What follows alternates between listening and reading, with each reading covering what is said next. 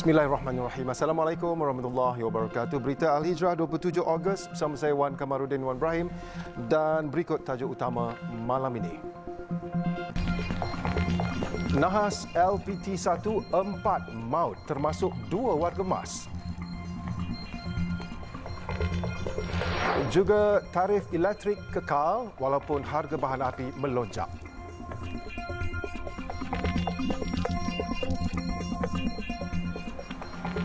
Empat termasuk 2 warga emas dan seorang kanak-kanak lelaki maut manakala 11 lagi cedera dalam kemalangan melibatkan 4 kenderaan di kilometer 135.7 Lebuh Raya Pantai Timur 1 LPT1 di Temerloh pada awal pagi tadi. Ketua Polis Daerah Temerloh, Assistant Commissioner Muhammad Azhar Muhammad Yusof berkata kemalangan yang dilaporkan pada jam 3.10 pagi itu melibatkan sebuah kenderaan pelbagai guna MPV, kereta, trailer dan trak tunda.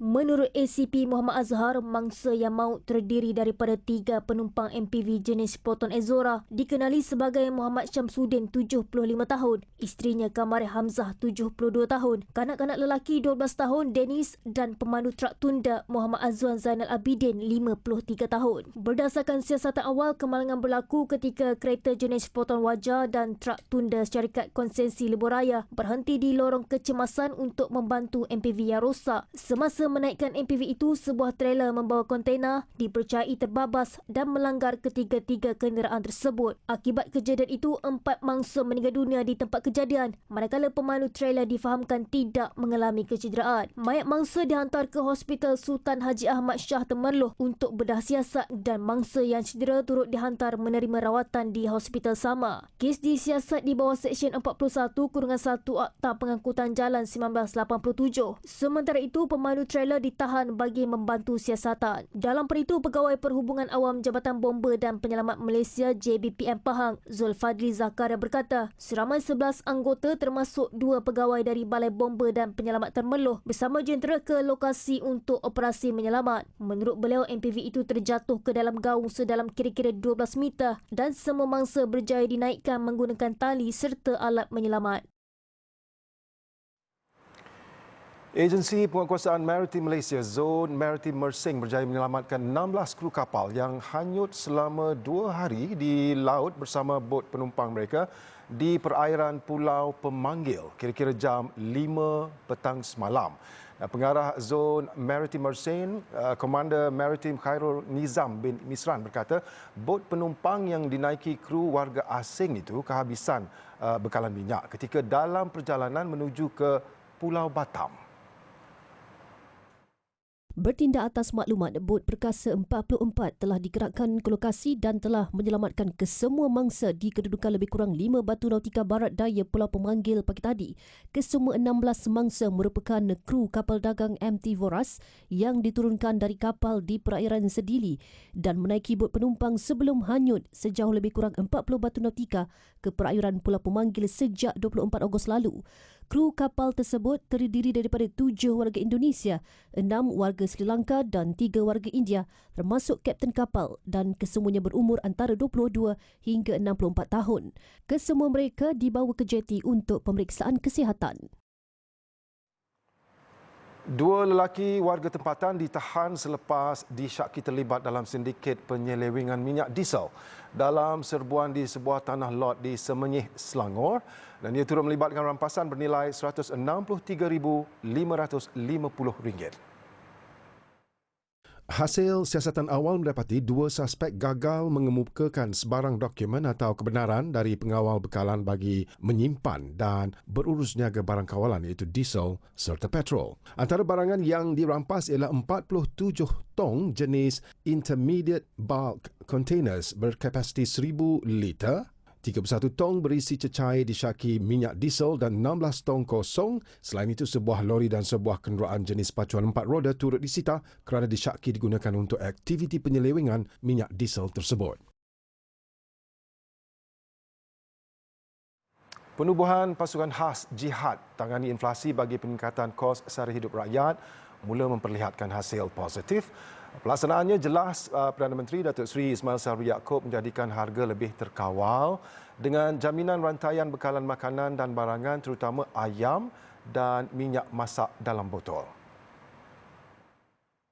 Bagi membantu rakyat mendepani kos tarikh hidup dan inflasi semasa yang melanda seluruh dunia.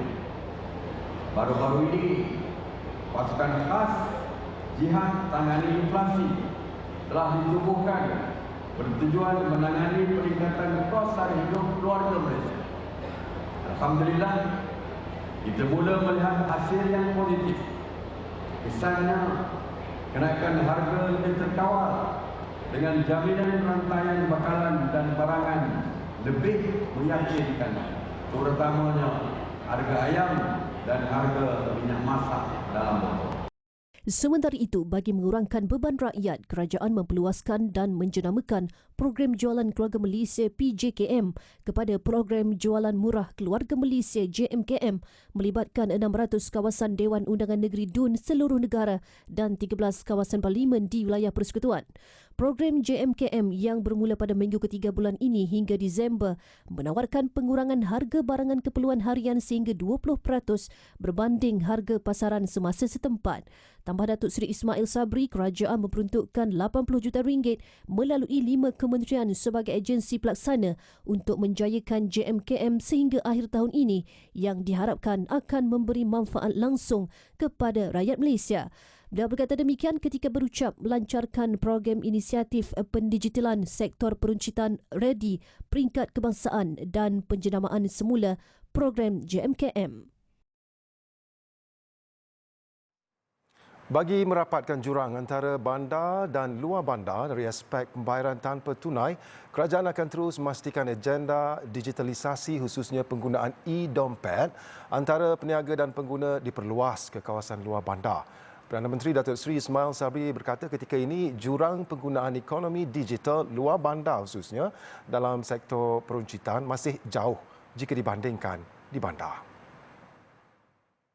Menyedari jurang perbezaan itu, kerajaan memperkasa program inisiatif pendigitalan sektor peruncitan yang turut disokong Bank Negara. Bagi menggalakkan pembayaran tanpa tunai, kerajaan menawarkan inisiatif e-voucher program Jualan Malaysia dengan peruntukan RM2 juta bermula pada 30 Ogos ini hingga 31 Disember nanti.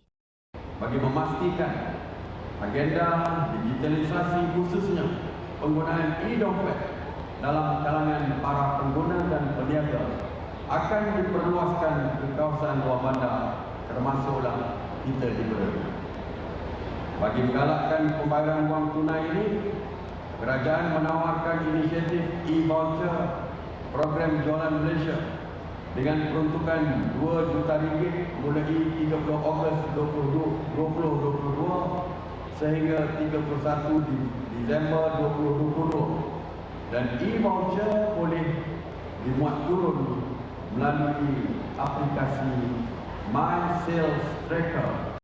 Khusus untuk Parlimen Bera, Datuk Seri Ismail Sabri memaklumkan insentif e-dompet sebanyak RM20 disediakan kepada 1,000 orang selain e-dompet RM100 bagi 1,500 kumpulan sasar terpilih daripada setiap Dewan Undangan Negeri DUN di bawah Parlimen itu. Melalui usaha tersebut, kerajaan yakin peralihan kepada kaedah pembayaran elektronik bukan sahaja mudah, cepat dan selamat, tetapi juga membantu peniaga mengurus perniagaan mereka dengan lebih baik dan efisien. Datuk Seri Ismail Sabri berkata demikian berucap ketika melancarkan program inisiatif pendigitalan sektor peruncitan READY dan penjenamaan semula program Jualan Murah Keluarga Malaysia JMKM peringkat kebangsaan di dataran Kerayung Bera. Tarif elektrik bagi semua pengguna bagi separuh tahun kedua 2022 dikekalkan. Pada kadar sama, meskipun harga bahan api dunia naik mendadak tahun ini. Dan sehubungan itu, kerajaan akan menanggung subsidi elektrik sebanyak RM5.8 bilion bagi memanfaatkan keluarga Malaysia daripada impak kenaikan kos elektrik. Kementerian Kewangan dalam kenyataan hari ini berkata kerajaan akan membayar jumlah RM5.8 bilion kepada syarikat utiliti negara Tenaga Nasional Berhad TNB bagi memastikan TNB tidak terkesan daripada kenaikan mendadak harga bahan api untuk penjenaan elektrik selaras dengan mekanisme peraturan berasaskan insentif IBR. Kenaikan kos penjanaan elektrik juga turut meningkatkan keperluan modal kerja TNB. Sumbangan itu, kerajaan juga akan memberi jaminan pembiayaan TNB sehingga RM6 bilion untuk memastikan operasi TNB menjana bekalan elektrik tidak akan terganggu bagi manfaat keluarga Malaysia di samping memangkin kemampanan industri tenaga negara. Pada awal tahun 2021, harga arang batu adalah sekitar $80 Amerika setan metrik. Namun pada pertengahan tahun 2022, ia telah mencecah $400 Amerika setan metrik.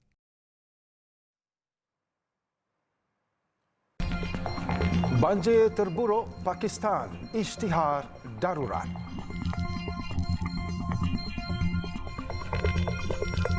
Lebih 70 pelajar Kolej Hafiz menerima diploma tahfiz Al-Quran dan Al-Qiraat selepas berjaya menamatkan pengajian masing-masing.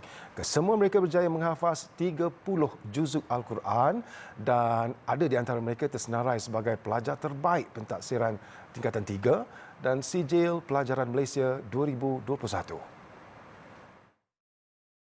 Tujuan kita mengadakan ini supaya dapat memberikan semangat kepada para pelajar supaya mereka akan berusaha lebih gigih lagi untuk sama-sama berjaya seperti mana abang-abang dan kakak mereka. Dan juga ini akan memberikan semangat kepada ibu bapa yang lain hadir pada hari ini di mana mereka akan menghantar anak-anak mereka ke mengikuti Kolej Hafiz ini.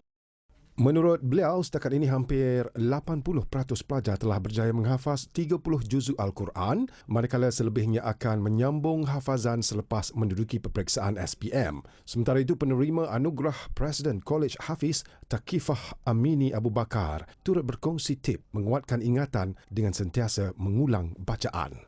Kalau tips untuk kuatkan ingatan, memang kita kena ulang. Memang kena ulang lah, sebab kalau kita tak ulang, memang kejap je. Memang macam, sebenarnya memang tipsnya memang ulang dan ulang. Kalau kita tak ulang pagi, ulang malam, tak pun petang. Kolej Hafiz adalah rangkaian pusat pendidikan Hafiz yang beroperasi hampir 40 tahun dan banyak melahirkan para hufaz dan berjaya menyambung pelajaran di dalam dan luar negara. Kolej Hafiz turut menerima penganugerahan 6 bintang oleh Jabatan Pengajian Tinggi, Pendidikan Tinggi Malaysia, malah graduan Kolej Hafiz mendapat tempat dalam bidang profesional. Seramai 65 peminat sukan paragliding dan paramotor menyemarakkan sambutan Bulan Kemerdekaan dengan menyertai acara itu di Bukit Bubus, Besut, Terengganu hari ini. Aktiviti pada ketinggian 85 meter dari paras laut itu bersempena dengan Festival Udara Antarabangsa Terengganu dengan penglibatan peserta dari seluruh negara. Salah seorang peserta dari Georgetown, Jamil Hanafi, 52 tahun berkata, meluncur udara pada kawasan tinggi merupakan simbolik ketahanan diri dalam mempertahankan kedaulatan negara. Cara sambutan saya sambut kemerdekaan ini, saya dengan cara inilah terlibat dengan paragliding untuk bagi semangat dan jati diri, semangat, motivasi pada diri saya lah. Sempurna kebangsaan. Itu cara kemerdekaan yang saya sambut. Peserta muda Nur Izzah Solehah Asnawi, 18 tahun, menyifatkan penyertaannya dalam acara paragliding tersebut bagi membuktikan bahawa wanita Malaysia berani menghadapi cabaran mendatang, termasuklah dalam menjaga keamanan Malaysia. Saya naik paragliding ini untuk ekspreskan cara menyambut semangat kemerdekaan kita orang . Inilah salah satunya cara kita orang untuk sambut kemerdekaan tu. Wanita kan takut? Wanita, sebenarnya wanita tak takut sangat pun sebab kebanyakan semua wanita je yang nak naik. Sementara itu, aktiviti itu juga dalam masa sama bertujuan untuk memperkenalkan Bukit Bubus sebagai destinasi paragliding. Kalau di Bukit Bubus yang kita dengar tadi ialah tempat extreme park. Jadi jiwa yang merdeka yang perlu kita terap dengan semangat yang kental, insya-Allah kita akan sama-sama raikan kemerdekaan negara. Festival Udara Antarabangsa Terengganu merupakan 22 acara utama yang terkandung dalam kalender pelancongan dan kebudayaan Terengganu 2022. Syarikat pengeluar makanan tambahan TDC Holdings Sdn Bhd tampil dengan produk baru yang berasaskan madu, Nectar Max, dan formula Nectar Max buat julung kalinya adalah hasil kerjasama syarikat itu bersama sebuah makmal penyelidikan madu terbesar di Turki yang juga penyelidik kepada syarikat terbaik dalam industri pengeluaran madu dunia, Bal Parmak. Pembungkusan Nectamax mengadaptasi teknologi baharu bagi memastikan kualitinya tidak terjejas dan bersih. Okey, ada beberapa kelebihan Nectamax berbanding produk-produk madu yang lain. Antaranya ialah yang pertama sekali, teknologi moden, inovasi yang digunakan pada produk kali ini ialah madu itu dimasukkan di dalam sachet. Seperti mana dan dekat sachet itu kita akan secara teknologinya dia akan dibuka daripada tengah. Dan itu sangat membantulah dalam mengekalkan mutu dan dalam berkualiti yang tinggi. Dan yang kedua ialah ianya dalam mudah, packaging yang mudah dan dibawa ke mana-mana sahaja. Nectamax mengandungi campuran propolis, lemon, halia, kayu manis, bunga cengkeh dan lada hitam. Pelancaran Nectamax pagi tadi dirasmikan Ketua Pegawai Eksekutif TDC Holdings Sdn Bhd Muhammad Hafizuddin Hiu Abdullah serta Wakil Bal Parmak Yunus Sirin. Majlis tertutup tersebut dihadiri kira-kira 170 jemputan termasuk pengedar TDC di seluruh negara termasuk dari Brunei. Selain Nectamax, TDC Holdings turut mengeluarkan produk lain seperti produk susu Colostrum C2 Joy dan Coliva, jus antioksidan Berry Mix serta serbuk cendawan susu harimau Alitera. Orang ramai yang berminat untuk mendapatkan Nectamax hubungi pengedar serta ejen TDC Holdings yang berdaftar. Gendang Pilihan Raya Umum ke-15 terus dipalu agar Parlimen segera dibubarkan. Presiden UMNO Datuk Seri Ahmad Zahid Hamidi terus mendesak Pilihan Raya Umum PRU ke-15 diadakan secepat mungkin. Katanya Majlis Kerja Tertinggi UMNO akan bersidang malam ini bagi membincangkan perkara tersebut. Malam ini kami semua akan mengadakan Majlis Kerja Tertinggi. Saya, Tok Mat dan rakan-rakan Majlis Tinggi akan membawa mandat yang ada pada hari ini untuk dibawa dalam Majlis Tinggi. Menurutnya, PRU 15 wajar diadakan segera selepas kerajaan sendiri sebelum ini mengumumkan akan mengadakan PRU apabila negara berjaya mencapai imuniti kelompok. Dan perkara itu telah tercapai. Sebelum ini, timbul ura-ura PRU akan diadakan dalam tempoh terdekat. Ia diperkuatkan lagi selepas bajet 2023 diawalkan 3 minggu dari tarikh yang ditetapkan. Namun, keputusan itu terletak di tangan Yang di-Pertuan Agong. Datuk Seri Zahid Hamidi berucap pada taklimat Presiden Parti yang diadakan di PWTC petang tadi. Majlis ini dihadiri oleh anggota komponen Barisan Nasional. Sebelum ini, Pakatan Harapan PH menyatakan kesediaan untuk berdepan pilihan raya jika ia diadakan pada Oktober atau November. Tadika jadi sasaran serangan udara.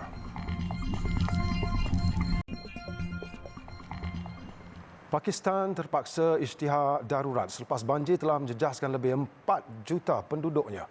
Dan tindakan itu bagi menangani bencana berkenaan yang melanda hampir semua wilayah negara itu serta saluran bantuan kepada mangsa terjejas.